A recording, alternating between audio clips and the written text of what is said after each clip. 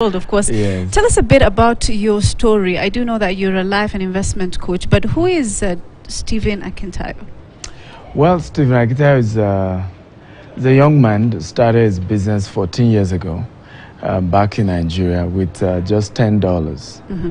And today we've built hundreds of millions of dollars in assets in 4 continents of the world. We're in UK, US, Dubai, and Nigeria. And hopefully maybe we'll one day come to Kenya as well. Right. I started 14 years ago. I've written 37 books. And my mother was a civil servant. My father's business had crumbled before I was born. So as I started building wealth, I had strong passion to teach what the principles that I was using to help as many people as I can. Today I have millions of following all over social media, and many of them have been inspired by what I do, even here in Kenya. The last time I was here, a gentleman had started his real estate company, inspired by what I do here in Nairobi. Yeah. And so I'm really excited about my journey. Right, let's talk about, you said you started 14 years ago with just $10. Yes. And now it's all the way up to $1 million. Mm-hmm. Take us through the process, because we know a lot of the time it's not easy to get to that particular point. So was it easy for you to just... No. Of course it wasn't, right? Yes, so for was. Any ordinary young person listening Yeah. right now, tell us about your journey from that particular point of view. Well, for me, it was really difficult because I didn't have connections. I wasn't. There was nobody in my family lineage that was wealthy, so it was literally having to go through the rough, tough seasons. I remember I used to paste posters. Then we just do photocopy. We started with a digital marketing firm, trying to get people to do business with us. For 7 years of doing business, it was really tough. But at some point, and that's one of the things I share with people, that life is in phases, men are in sizes, you live your size part time. And life grows in phases. There's a phase, you call it the wilderness phase of your business. There's a growing phase of your business, and there's an exponential phase of your business. So at the beginning, it's going to be rough. But you keep at it. It doesn't mean you're getting it wrong or you're doing something wrong. Yesterday I did a book review with some Kenyans here, and that was the same thing I was sharing with them, because a lot of them were young, and they were saying, how do I know I'm on the right path? I said, as long as you're putting in the hard work and you're doing the right things, just keep at it. At some point it will grow. Right. You talked about digital marketing. Is it that you saw there was a gap in that particular field, and then you went into it? Yes, it was that I had an organization, because I had started training very long ago, and so this organization said they wanted to send messages to people in bulk. And so they gave me then about $7. I added $3, and then I helped them. I didn't even have a laptop. I went to what we call cyber cafe. I don't know whether you used to have them here too. We did. So went to a cyber cafe, helped the organization send their messaging. Before you know, more companies started coming.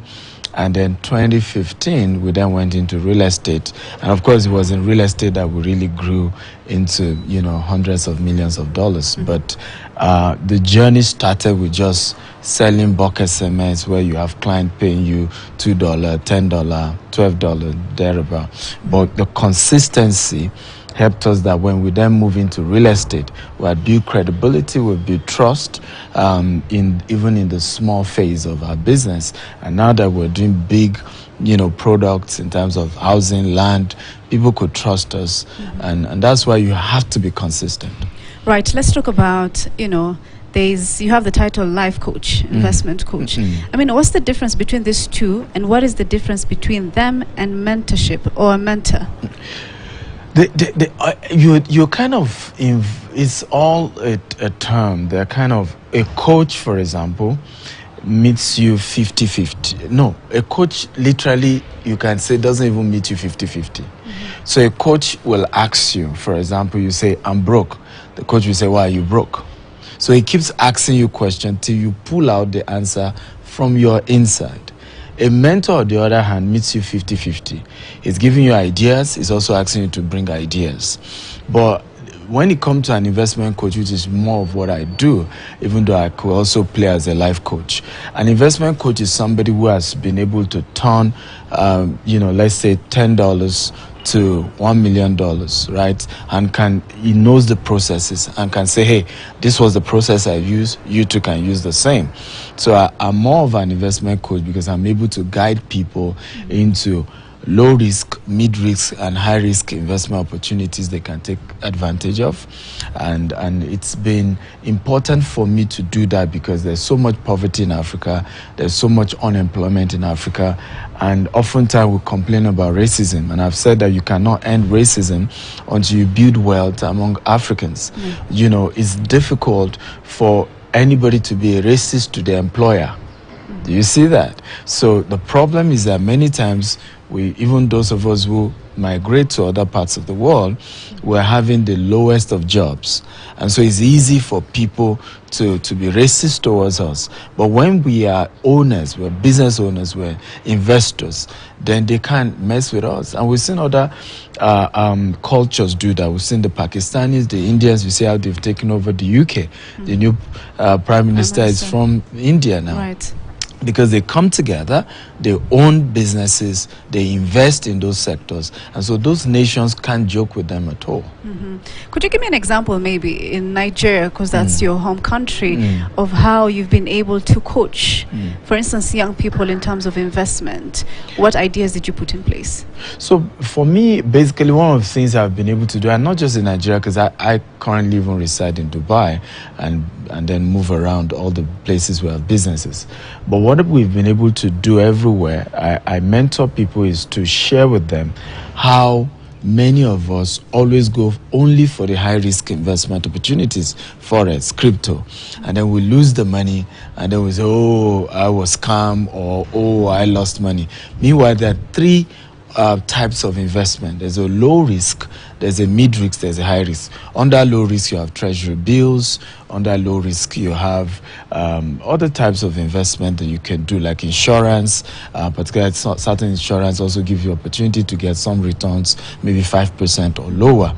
Then you have mid risk. You have real estate. You have buying shares of companies.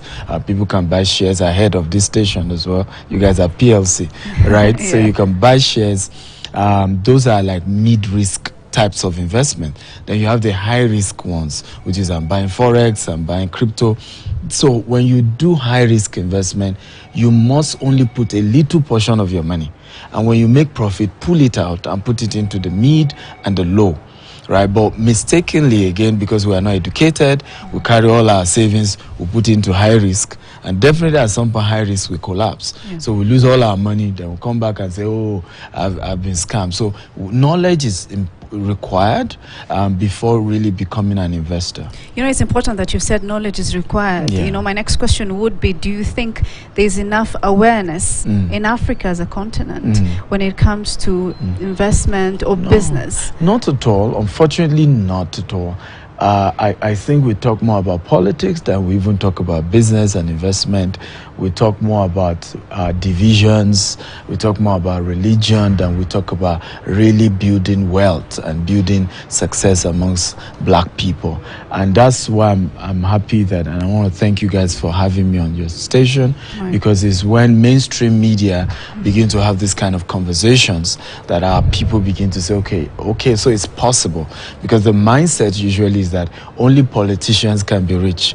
Only if you steal money you can't be rich legitimately. And one of the movement I'm leading is that we can change that mindset, that you can legitimately build wealth. And as long as we start having mainstream media push that conversation, look for role models in the society and say, come and teach people how you made it. Write a book on it. You won't believe it. The richest black man doesn't have a book. The richest black woman has a book, but she doesn't have a book on how she made it, right? Her book is more on religion. So when you see that, African young people are wondering, where's the hope? How do I make it? I don't even know, my left to my right, and we're changing that. And I believe it's a movement that will pick up very soon. Is that one of the reasons why you've said 37 books? Yes. I mean, what's the motivation to write 37 books? So my story was that at the age of 18, I read my first money book. It's called Rich Dad, Poor Dad by a man called Robert Kiyosaki. And that book changed my life. I read several other books as well. And when I realized that book was what really changed my mindset and made me to believe that I could make it legitimately, I realized that most of those authors were not Africans. So they couldn't give the context of the situations and the examples in the African context. And Africa is a bit different from the Western world. So I felt, being able to use their principle and build wealth, I need to then write about how I did it in a more reasonable, in an African context. For example, we have situations where if one person is rich in a family, then he becomes the breadwinner for the whole entire community. Now, in the Western world, they don't understand that. So how do you still build wealth when you know you have to be responsible for several family members? So this book is able to relate to our own unique situations. Right. Just, of course, in the continent, literacy levels are not very high. Yeah. Things are changing. But if someone can't get access to your book or listen to your talks, for instance, what other way would they learn about these opportunities? Well, one of the things I've done is I have over 1,000 video courses on YouTube for free. Yes. So, because again, for me, it's not about money, it's about giving back.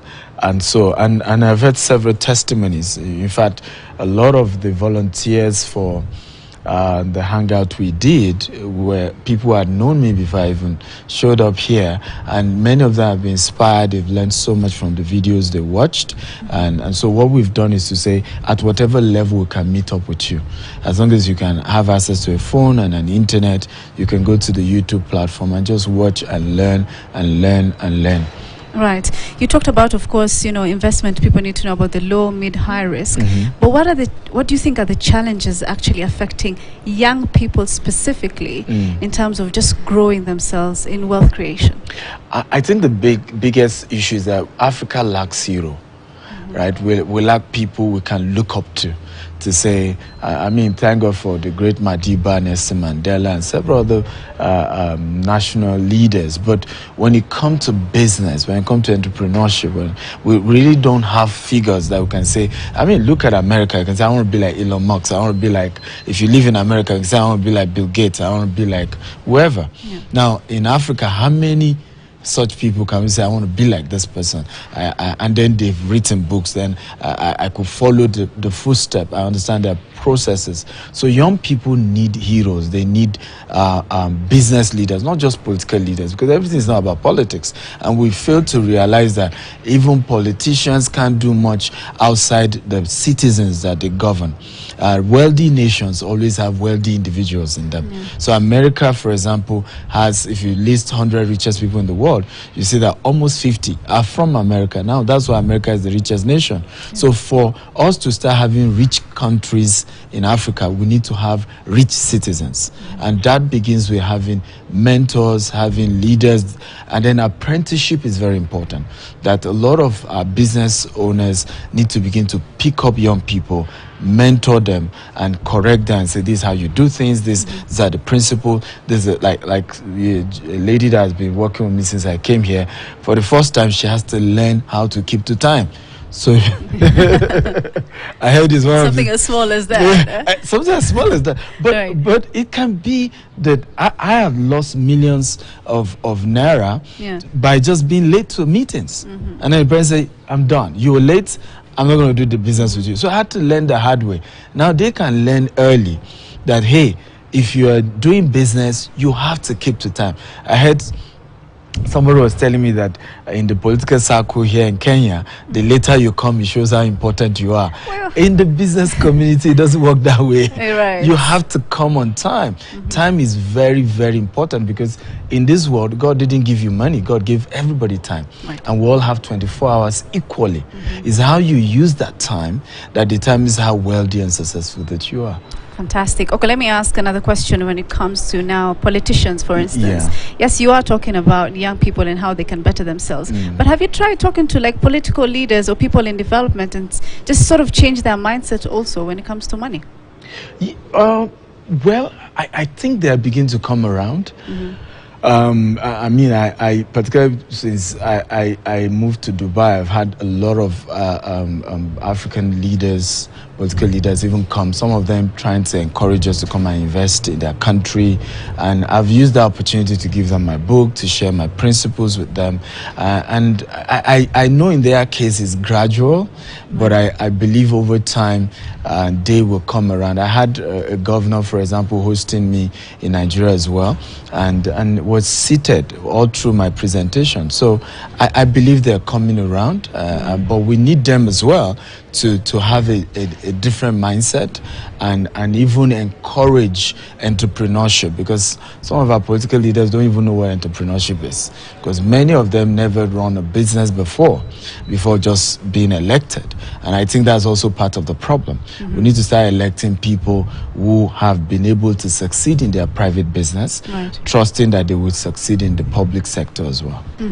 Well, maybe a personal question, if I could ask. No problem. You have said that you've moved to Dubai. Is it that there are better opportunities there, investment opportunities? I mean, why are you not investing in your country there, in Nigeria, in Africa? We're actually one of the biggest developers in Nigeria. So we're still investing. It's not the moving to Dubai is just that it has helped to expand. I always say that your ideas, your business concept has to pass the test of universality. And that's one of the things we also as Africans need to learn. I mean, like I gave example of Indians and Pakistanis. They're doing business in India and Pakistan, but they also go to other nations and are able to expand in those nations. And that's what Africans need to do. As we expand locally, we also need to expand internationally. And so for me, Dubai was easy access. You can, pick up a flight easily, move to another nation, and you can easily do transaction easily. Because part of the problem also we have in Africa is being able to easily move your funds and expand and do business. And when you do real estate, I mean, it's high capital, it's high capital intensive. So now I want to move funds to maybe buy some property in the US. I'm having to have limitations as to how much I can move, and I need to close those transactions so fast. I think another thing our government needs to look into is how Dubai has made it easy for wealthy people to do business easily. But I don't think it's that we keep expanding in Africa. As our biggest investment is still in Africa, and we hope to even expand to other cities in Africa as well. Maybe part of my final question then, what are some of the tools or tips you can give people watching who, they want to make money, they want to invest, and now that you have a book here, maybe just give us a few tips on it. Yeah. Well, number one, and I share that in the book, is your network. Your network determines your net worth. All right, so you need to begin to look for quality relationships.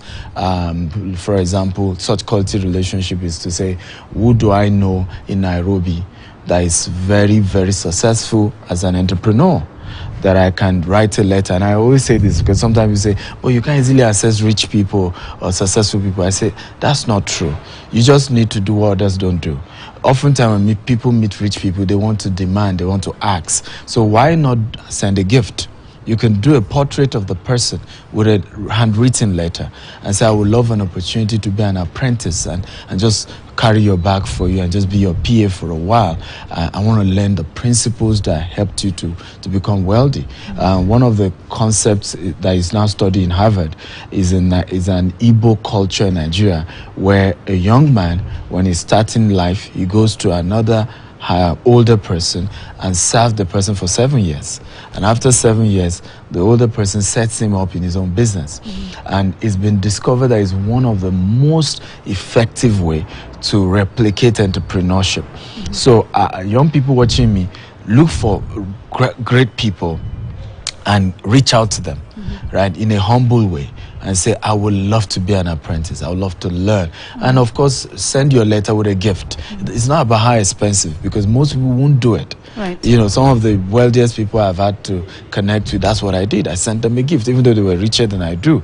And they were shocked. They were curious, like, who sends me a gift? People don't always do that. They always want to ask. And that opened the door for me. And then the last thing I will share, because of our time, is the principle of consistency. Young people need to know that only the great starts from the top. Everything great starts from the bottom. Right? So you have to start small, think big, and grow fast, and be consistent at it. I may look young, but I've put in 14 years. Yeah, you definitely and 14 do. years is no joke. Right. So we just have to understand the place of being consistent at doing the right thing. You know, it may be tiring sometimes, may be discouraging sometimes, but keep going. Keep going, keep doing the right thing, and very soon it will speak. Right, just one last thing. No Is problem. there one quote that you've read somewhere, or you read somewhere, that sort of changed your perspective to everything? Read somewhere. One of the quotes that I read, and it's very powerful, it was my dad that even said it to me. He said, don't quickly make money so that you can make money for the long time. Quickly make money so that you are broke for the rest of your life. In other words, the principle is that you have to work hard not to cut corners. Because when you cut corners, you actually lengthen the journey. Even though you are thinking you are playing a scheme or a game, you're actually lengthening the journey of wealth creation. So my advice to people is don't rush building wealth. Go through the processes. Right? Love the process. When you look at a gold, when you see a gold ore, before it's refined, you would think it's a rough stone. But after that stone goes through fire at high temperature, it comes out as fine gold, and everybody love it. And that's our story. When we go through all these processes that shapes us, we come out as finest individuals, and the whole world will celebrate us. Right, of course, a very good place to end that interview. Just trusting the